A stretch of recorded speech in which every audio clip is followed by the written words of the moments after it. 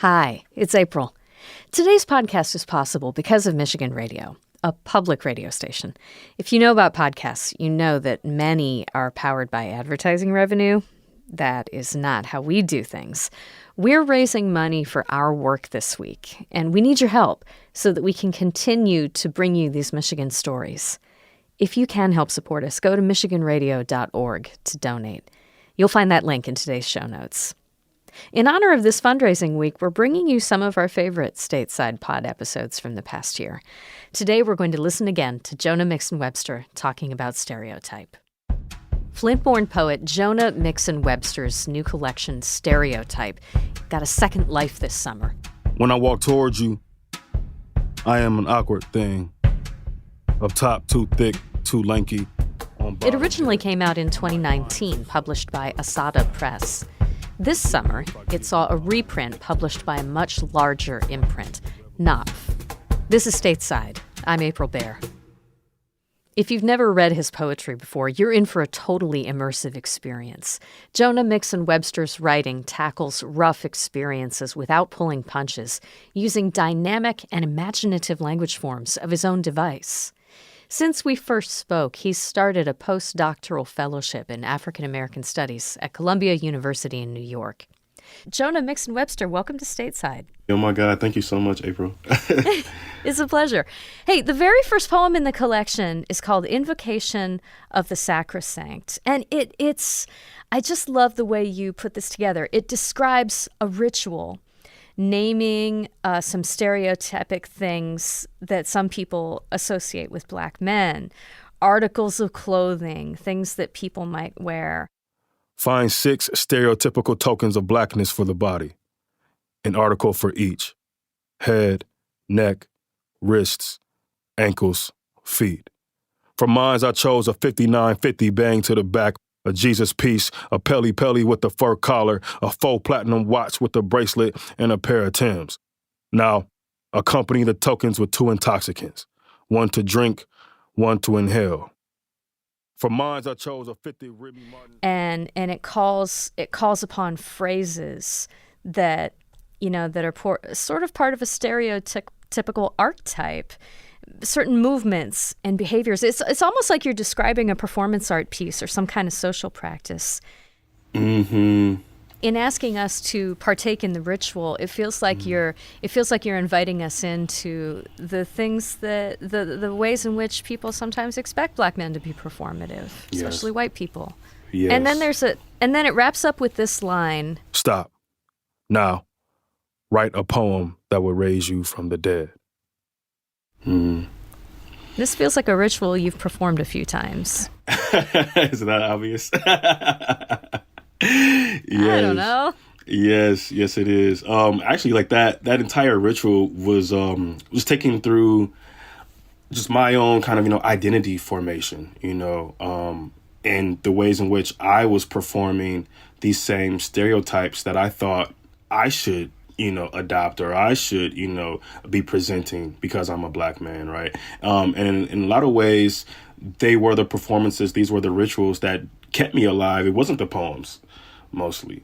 And so trying to subvert or turn, kind of my identity and the way I perform it around, right? And kind of get towards the thing that's going to make me more of my authentic self. It's kind of having to bump up against this futility, right? Like, can a poem do that, actually? Can a poem keep you out of the grave? There's another poem a little bit later in the collection that I just really loved. It's called The Ghost of Richard Pryor Made Me Do It. Let's listen to a clip. Like any night a white man sees me, seeing him, seeing me, I am again dead awake to the modes of awareness, and it was as if him seeing me meant seeing me naked, Black, obviously Black, ostensibly Black, meant seeing me, and you know what I mean already. I mean, I was probably wearing something real Black, like something blacker than Black, something like a black hoodie with a black V-neck under it, a black snapback, black jeans, and black shoes, and seeing me in all of this meant he knew I was Black, and I mean real Black, naked Black, obviously Black, ostensibly Black, and within proximity Black still says, "Hey, give me a cigarette." To his white friend with me in earshot chose to say, "Yeah." This poem describes making eye contact with a white guy. And first of all, feeling hyper aware of just being seen. And then going on to overhear the white guy use the N-word to a friend in a way that Black people sometimes use in a conversational way with each other. Exactly. And you can tell reading the poem, first of all, just how wildly inappropriate that action is, and how the word is being made into a weapon with the white guy daring you, almost daring you to call him out for using it. Yeah. And daring me to do even more. Yeah. Yeah, that experience was so surreal. Of course, I've grown up hearing non-Black people use the N-word to various effects and for various reasons, various purposes. But this instance, I was just so caught off guard. And like you mentioned, so starkly aware of the position I was in. And I think that's when really kind of made me realize what that word makes you feel as a Black person when it's coming out of the mouth of someone who's non-Black. And we get to that point, as if saying it meant seeing me naked. Right. That is the feeling. That's when the times, in my actual real adult life, I had to explore, what's the actual power of this word, I thank you for bringing that up, though. A lot of people don't talk about, because, I use the N-word a lot throughout the book, to recontextualize and decontextualize, some of its meaning. But I call it a conjure word, right? You conjure something up when you use it. In real life, what actually happened was after he says, like, come on, what you gonna do? What you gonna do? And, N-word, and then so I kind of cocked my fist back and he cowers and we all laugh. Everybody in the bar laughed. And then he kept going again and he kept calling me the N-word over and over and over again. And that's when, so like this merge or this kind of, mixture of the comedy, the hilarity that was there, but that anger that was there, that was a real tense contrast for me. And literally going from laughing at him kind of cowering at a faint punch, to then, egging me on even more. And then having to literally choke him. And what really happened, I asked him, who's the real N now, right? Even in displays of humor and displays of anger, that stereotype, that image of the stereotype, the angry Black man or the Black buffoon, right? Are the two things that I'm constantly, kind of toggling between. Yeah. The second part of the collection actually begins with a knockout quote by the writer Saidiya Hartman. It reads, "We need to consider why the sight of suffering so readily lends itself to inviting identification. Why is pain the conduit of identification?" It feels like that gets to a lot of the stuff that you're saying in the poems about, wanting to have this life outside of trauma, outside of rage, outside of violence that one does not choose, but then also the need to talk about it. Yeah, exactly. And there's some kind of futility that I think, Black people are constantly struggling with, right? And it's literally because of these stereotype formations of identity. And just the stereotypes that have been levied against Black people throughout history. The infantilizing, you're too underdeveloped. You haven't, matured enough, right, to understand. But there are real violences, right? There are real traumas. And they do really inform our identities. And so it's like, no matter as much as we might want to slip outside of that or go beyond it even, we still have to contend with it. Even though these are rhetorical questions, I think, right, especially in the context of what Saidiya Hartman might also say as, Black people having to live the afterlife of slavery.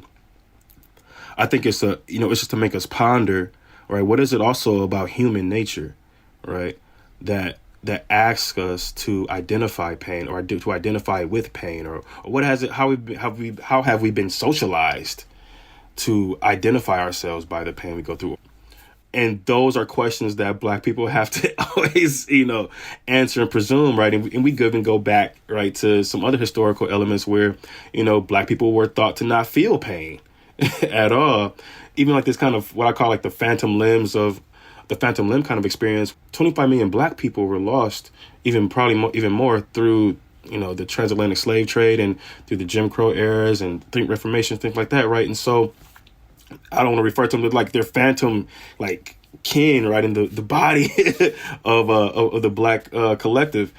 And, it's like to still feel that pain, to still, to go to like the EGI and go to the Peace and Justice Memorial in Montgomery and look at the hanging boxes and know that they represent people who were actually hung, people who were actually lynched.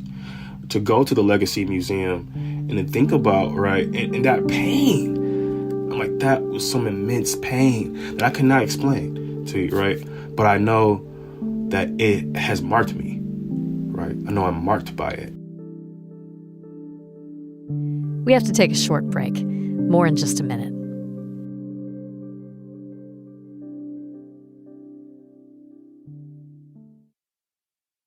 Support for Michigan Radio's Stateside podcast comes from the Holland Area Visitors Bureau, offering heated streets and sidewalks, downtown shopping, and outdoor dining, located on Lake Michigan, with 4,000 acres of parks and trails for hiking and biking. More at holland.org.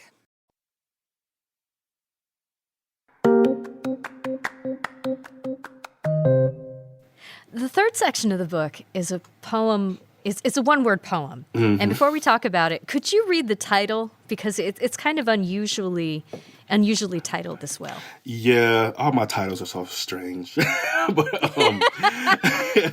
yeah, so this piece is Black Existentialism number 8, ad infinitum or ad nauseum. So this is a one-word poem, and the word is the N-word. Mm-hmm. But it's very creatively presented. Could you describe, for those who can't see the book right now, what they would see if they were looking at this? Definitely. So this iteration of it in particular is, I think it's a like 18 page, or I might say 18 panel spread. You open up the poem, and on the 2 pages that you open up to when the poem starts, it's just the N-word, Niggas. As you turn it, what we start to see is the S's begin to multiply, almost like when cells split apart. Yeah. Right. And that's how we start to kind of see and then engage with the word in its totality. It's these split, fragmented images of the S. I was really toying with some Gestalt principles of, background, foreground, individual parts, the whole. So what happens is the S's actually start to create an image of a Cuban link chain. The image of the words on the page is as much of the experience as the poetry itself. Did you do the design of this for the printing? Yes. How did this come to be a part of this writing for you?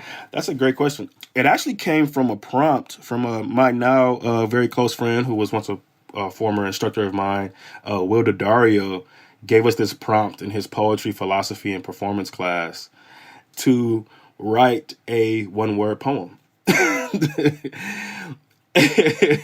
And so I was kind of thinking conceptually. I'm like, a one-word poem has to be conceptually tight. It has to conceptually make sense, right? The title and the word, they're going to be doing most of the work. But I also want to take it a step further. I'm like, what about a one-word poem that doesn't end, as the title of this piece might suggest, right? So the ad infinitum, thinking about, the Latinate conversion of to suggest something that goes on and on and on forever into eternity, or the ad nauseum part, which is something that goes on and on forever until the point that it makes you sick. And so those two contexts, I was kind of imagining, that the N-word occupies, right, both of those spaces. Something that will go on and on forever. No one will stop using this word, right? But the other side of that coin, rather, is that there is a little bit of a sickness that might come out, right? That ambivalence, right? The history of that word can never be elided or replaced or erased. All right. And not even the process of amelioration that Black folks have done to change, right, the pragmatic use of that word, that still can't erase the history. So in some ways, that history that still persists along with the use of this word is really kind of the thing that's causing me nausea. And I think might actually cause a lot of us nausea if we, really just sit and think about it, think with it. The fourth part of the book, well, let me just say, you're originally from Flint, and the fourth part of the book is a series of writings and poems all about Flint. There's a poem called Breach that gives us a sense of the water crisis not as one thing. If you just look at it from the outside and read the news accounts, you might think, oh, there was this one day the water got turned on and then one day people got poisoned. But Breach really gives us the sense of an ongoing, unfolding nightmare. March 25, 2014, a water main has broken at an unspecified location. August 16, 2014, tests confirm the presence of fecal coliform bacteria in the tap water on Flint's west side. A boil water advisory has been put into effect. When I was doing the research for Breach and looking up how many water main breaks were happening throughout the city during this time, even leading up before the water crisis and after, it was astounding to realize how bad the system itself was, how bad that infrastructure was, to have it be exacerbated and compounded with this policy decision that threatened the lives of like 100,000 people. It just kind of further drives home that the notion that, we don't know what's going on. Even people who live here didn't know what was going on, or we didn't have all the pieces staged in front of us so we could put the whole picture together. One of the things I really appreciate about it, too, is that you do give us a full picture of what it is like to live in Flint, not just in the context of the water problems, but the noise pollution. There's a really wonderful piece called Incubation that has reportage of everyday life and then interrupts itself with this sound of a burglar alarm that will not stop going off. It sounds like in the middle of the night, right? Yes. So this was, I pretty much call like a type of psychological warfare. Right across the street, actually from where I'm at right now, still, right across the street was this abandoned kind of projects. And every night for over a year, between 10 p.m. and 8 a.m., when people are supposed to be sleeping, this loud, I call it a sound installation. I don't even know if it's an alarm. It seemed like a sound installation because I'm like, what alarm, doesn't ever go off? This lasts for a year, despite complaint. Another day starts like this, stretched by the mile of voice sounding off from the intersection of Pearson and Clover Lawn, throwing itself to the undead which lay some distance elsewhere, the broke record of it, in the air, in the water, in the dream. Warning, warning, you have violated an area protected by security. The authorities have been notified. Leave immediately. Warning, warning. You have violated an area protected by security. The authorities have been notified. Leave immediately. Warning, warning. You have violated an area protected by security. The authorities have been notified. Leave immediately. Warning, warning, warning, warning. And no matter how much we complain about it, every night for over a year, this same sound. The thing that just knocks me out about this poem is it brings home what it would be like, what it is like to hear that in your own home. You're in your home and you're being told you don't belong here. Exactly. You need to get out of here immediately. Exactly. And to some instances, because that section deals with one of the kind of the undercurrents of that section is the survivor's guilt that I was, struggling with because I did leave or I had already left. I think I started my PhD program in August of 2014 in Illinois. And so I left like 4 months after the water switch happened.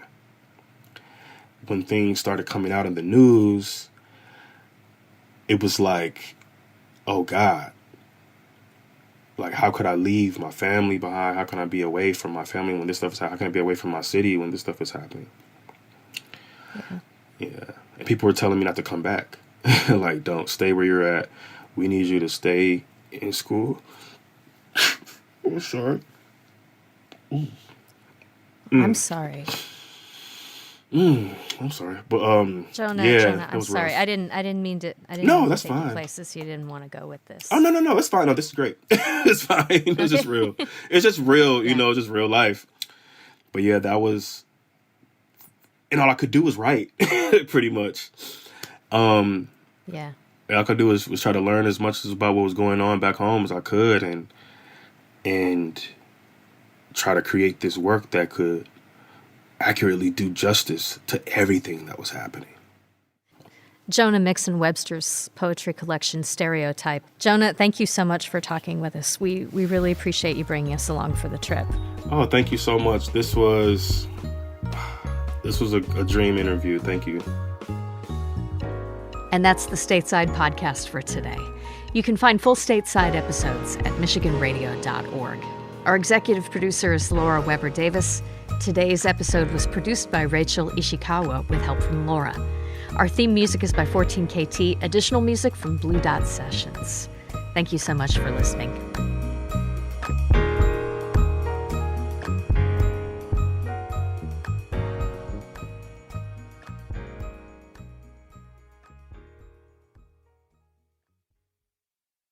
Just because information is public, it doesn't mean it's easy to find.